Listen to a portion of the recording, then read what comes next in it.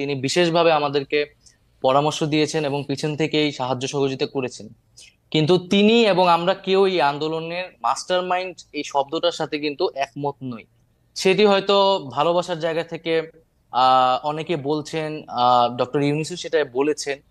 গণতন্ত্রকে প্রাতিষ্ঠানিক রূপ দেবার প্রক্রিয়া এবং পদ্ধতি প্রণয়ন এবং বাস্তবায়নের এখনই সঠিক সময়, উপযুক্ত সময়।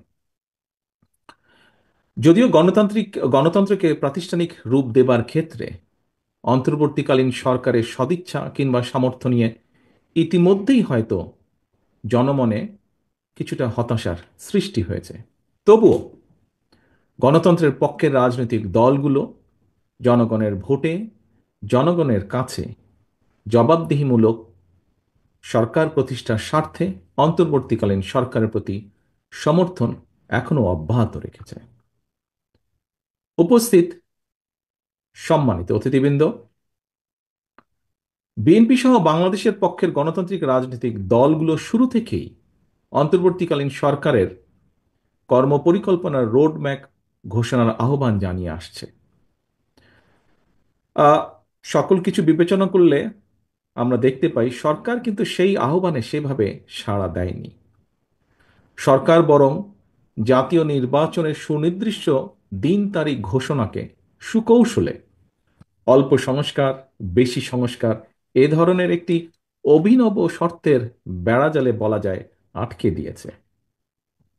অন্তর্বর্তীকালীন সরকারের চিন্তা এবং কর্ম পরিকল্পনা সম্পর্কে জনগণ অন্ধকারে থাকায় কিন্তু দেশের রাজনৈতিক অঙ্গনে হয়তোবা অস্থিরতা বাড়ছে প্রায়। বিভিন্ন দাবি দাওয়া নিয়ে আমরা দেখছি প্রতিদিন বিভিন্ন শ্রেণী পেশার মানুষ রাজপথে জড়ো হচ্ছেন। মাত্র 10 মাসের মাথায় সরকারের ভেতরে এবং বাইরেও কিন্তু এক ধরনের অস্থিরতা দৃশ্যমান হতে শুরু করেছে। সরকার জনগণের ভাষা, আশা, আকাঙ্ক্ষা উপলব্ধি করতে ব্যর্থ হলে দেশে রাজনৈতিক অস্থিরতা বাড়তেই থাকবে। আমরা মনে করি দেশে এভাবে অস্থিরতা বাড়লে এই সরকারের পক্ষে পরিস্থিতি সামাল দেওয়া কষ্টসাধ্যই হয়ে পড়বে।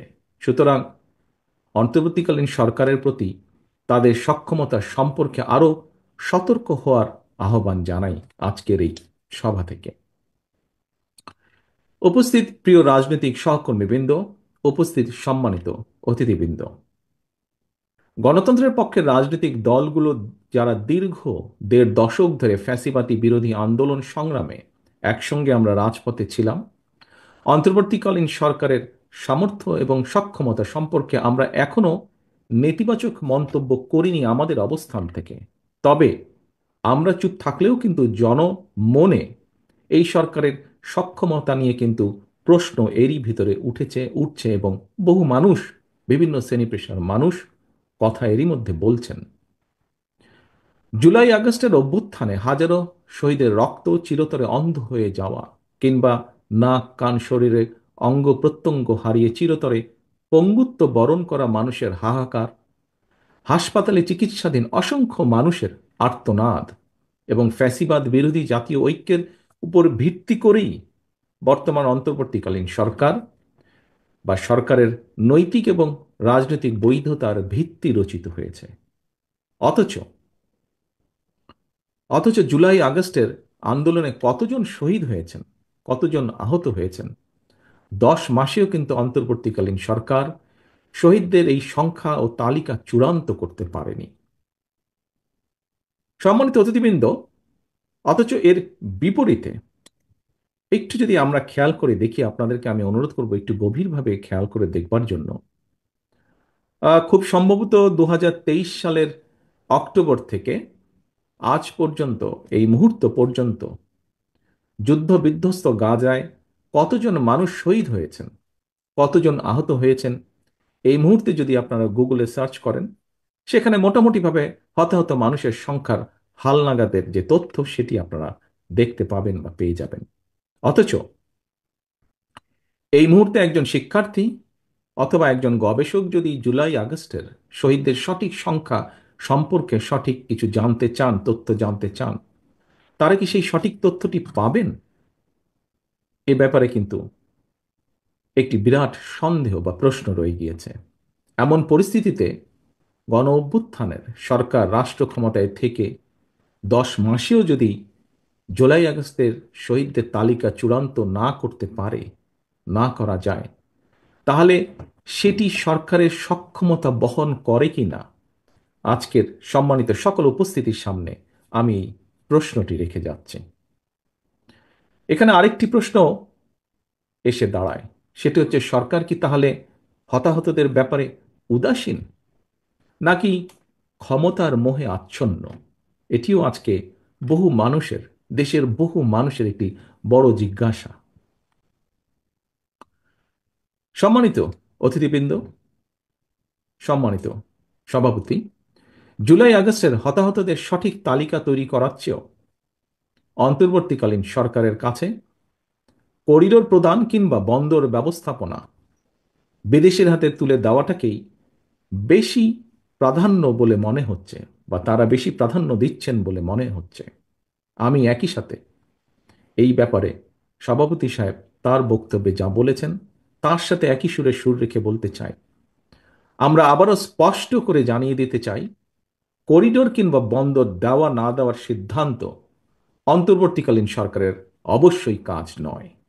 এই সিদ্ধান্ত নেবে জনগণের ভোটে নির্বাচিত জাতীয় সংসদ বা জনগণের ভোটে নির্বাচিত সরকার। বর্তমান অন্তর্বর্তীকালীন সরকারের আইনগত এবং রাজনৈতিক বৈধতা নিয়ে হয়তো কোনো প্রশ্ন নেই, তবে এই সরকার কোনোভাবেই জনগণের কাছে জবাবদিহিমূলক সরকার নয়।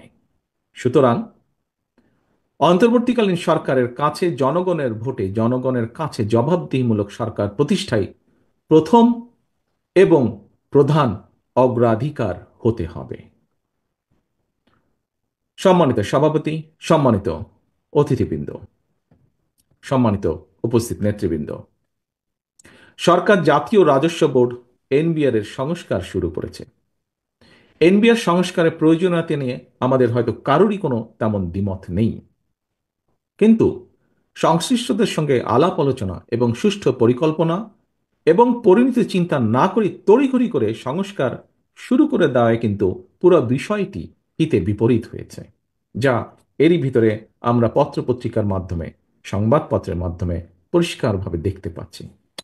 প্রতিষ্ঠানটির কর্মকর্তারা সংস্কার প্রস্তাবনা এবং পদ্ধতি সম্পর্কে ভিন্ন মত পোষণ করে এরই ভিতরে কিন্তু প্রতিবাদ কর্মসূচি পালন করছেন। এনবিআর এর চলমান কর্মসূচির ফলে যথাসময়ে নিয়মিত রাজস্ব আদায় কার্যক্রম বন্ধ রয়েছে। ফলে চলতি অর্থ বছরে হাজার হাজার কোটি টাকার রাজস্ব ঘাটতি দেখা দেওয়ার কিন্তু একটি বিরাট সম্ভাবনা দেখা দিয়েছে। অন্তর্বর্তীকালীন সরকার এখনো তাদের কর্ম পরিকল্পনার অগ্রাধিকার কোনটি তাদের প্রায়োরিটি নির্ধারণ করতে পেরেছেন বলে কিন্তু মনে করার কোনোই কারণ নেই। অন্তর্বর্তীকালীন সরকার যাই বলুক না কেন, আমরা যদি খেয়াল করে দেখি, দেশে বিনিয়োগ পরিস্থিতিও কিন্তু আশাব্যঞ্জক নয়। সরকারকে আমরা দেখেছি